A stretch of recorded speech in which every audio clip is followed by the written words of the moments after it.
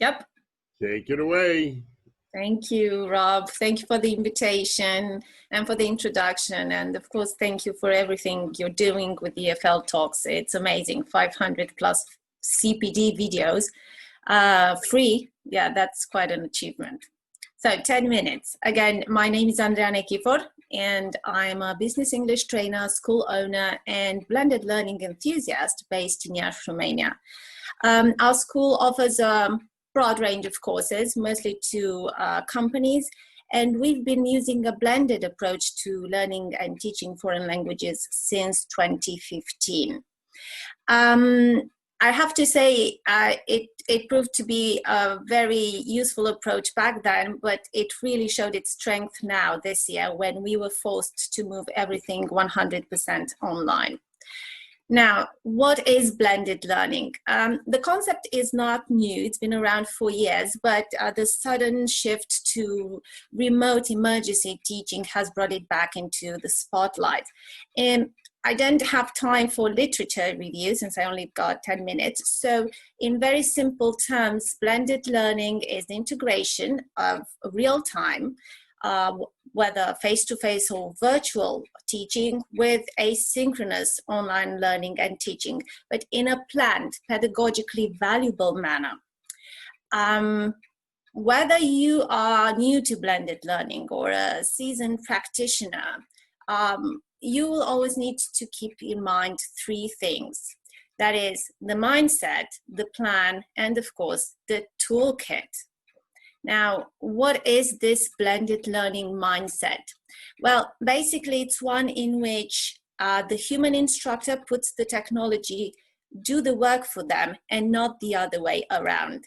Because blended learning is not about using technology or state-of-the-art apps. It's about using technology to achieve the desired learning outcomes and learning objectives efficiently or more efficiently. Adding digital tools and apps won't automatically enhance and support the learning process, but they can become valuable language learning aids in the hands of a skilled instructor, whether teacher, trainer, or language coach. Now, how can you ensure the success of your blended learning program?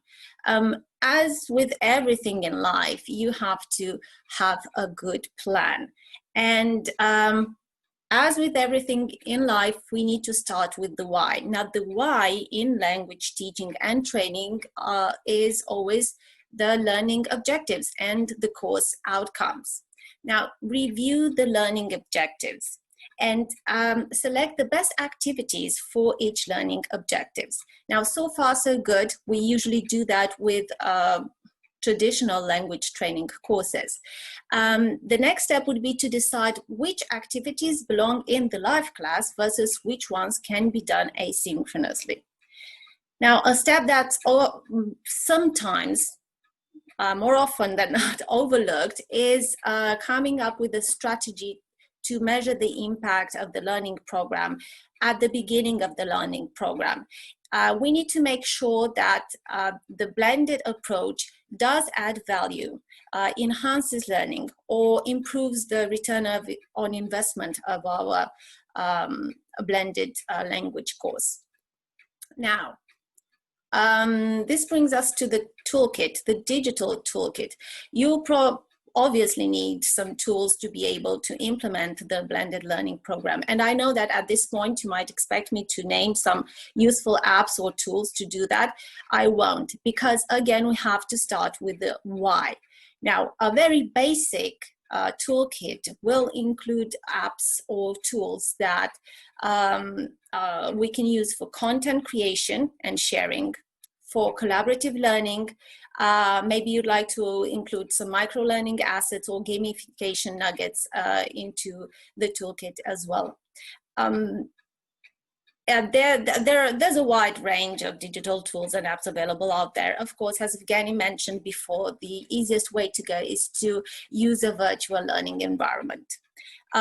Virtual learning environment, short VLE, is password protected area on the internet, which houses the course materials and also has integrated communication and tracking tools.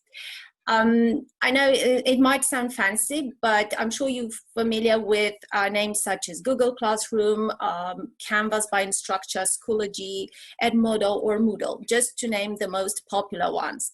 Other apps you could use, well, for content creation, for example, you can use Screencast-O-Matic for video lessons or Powtoon for animated videos. You could use Google Sheets for collaborative learning and teaching, or Trello. You could use the Creative quizzes or Kahoot for micro-learning and gamification. Evgeny also mentioned Quizlet. So there's a wide range of tools you can choose from. You just need to know what you need them for and to use them wisely. Now, why blended learning? Now, I know this kind of contradicts what I said earlier. Always start with the why, but for the sake of the argument, I say the answer to this question for the last part of the presentation. Blended learning offers flexibility, not just for the student who can access the content anytime, anywhere, and go through it at their own pace, but also for the teacher. If you'd like your face-to-face or live virtual classes to have a workshop format, or maybe to take a dogma approach to teaching, which is materials light and conversation driven and student-centered, then you can do that and just leave the fill in the blanks, multiple matching exercises for the asynchronous bit. Also, blended learning is just perfect for course management.